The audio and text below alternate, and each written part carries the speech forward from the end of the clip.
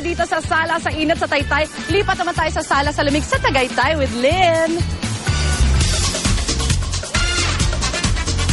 Alright, maraming salamat sa iyo, Suzy. Mula Taytay, o diba? Tagaytay na tayo. Etong mga sinasakyan ko po ngayon ang isa sa pinakabago nilang atraksyon. Walang iba kundi ang cable car. Napakasi actually, if you look at to my right, nakikita nyo yan ang Taal Lake. Ang ganda-ganda ng view. Actually, kanina po, mga kapuso, medyo yung fog dito pumapasok hanggang wala ka talaga makita. Pero ngayon, kita mo, di ba? Ang ganda-ganda ng view mo talaga. You can see behind me, ang ganda. Very napakalinaw po ng view. Alam niyo mga kapuso, 133 meters po ang haba ng cable car ride ito at 70 meters po ang lalim. Kaya bawal tumalon na. Bawal tumalon. Kaya talagang iba-iba. Ang protektado ko talaga you're locked in and then you're belted also. At 150 per head po kada tao ang sakay dito. Na two-way na po yan ha, zipline and of course yung cable car. And apart from that, yung mga gusto magsakay ng mga anak nila dito, 3 years old po ang cut-off point natin. So yung mga 1, 2 years old, hindi na po sila pwede mag-zipline. Na mamaya ipapakita ko po sa inyo. Pero samantala, apart from these rides, alam niyo po ba napakaraming mga animals dito na pwedeng makita at talaga makasalumuha. Ayan, kasama sila ngayon ni Tony Pet. Hi, Tony Pet and Arn!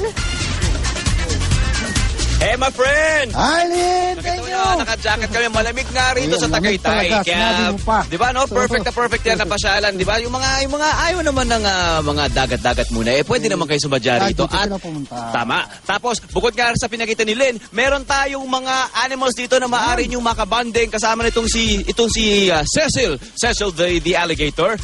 Meron kayong pagkakataong magpakain ng mga animals. Makaband sila. Meron bottle feeding ang mga tigers natin dito. 50 pesos lang ang iyong babayaran para sa mga bata rin. Pwede yan. At maaari nyo na makakabanding sila at magpa-picture-picture. Ito yung ginawa natin, di ba? Pinakain natin si Romina the tiger. Di ba? Nag-bottle feeding tayo. Alam nyo ang mga tigers na ito, mga kapuso, talagang parang rejected na ng mom nila. Pero in a good way kasi talagang kailangan din dumating sa point na sila mapakain on their own. Kaya naman, ayan, tingnan mo, meron tayong breast milk ng tiger, mommy tiger yan. Ito naman si Arn, talagang nakatutok dito kay Romina the tiger eh. Medyo na-stress ng konti si Romina the tiger di ba?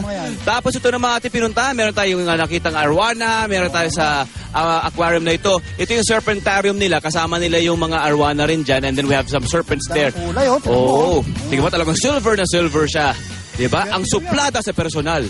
Pero dito sa bahay yan, pag meron ka lagi yan. That's true. At and then po, si Iggy, the iguana. Iggy, the iguana. Ipagkwentuhan sa akin, Yun naman nasa likod, kasama ko yung eagle owl at yung cockatoo. Very nice. Okay, maaari nyo yung gawin yan. 50 pesos lamang ngayong babayaran, pa-picture-picture. Pwede rin may bottle feeding. Maraming pwedeng gawin at malamig pa rito. Di ba, no, Lynn, my friend?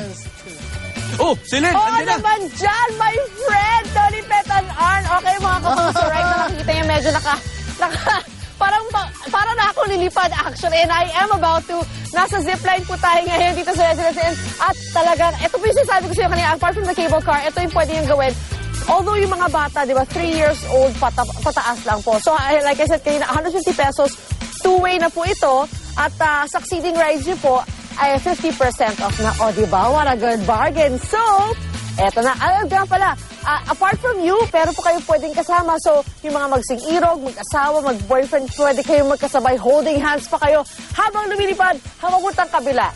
Di ba? Pero since wala akong kasama si Tony Pet, kasama ng mga hayop, ako na lang po mag-isa ang lilipad. Alright! Back to studio! Bye! I'm going to fly. Let's go!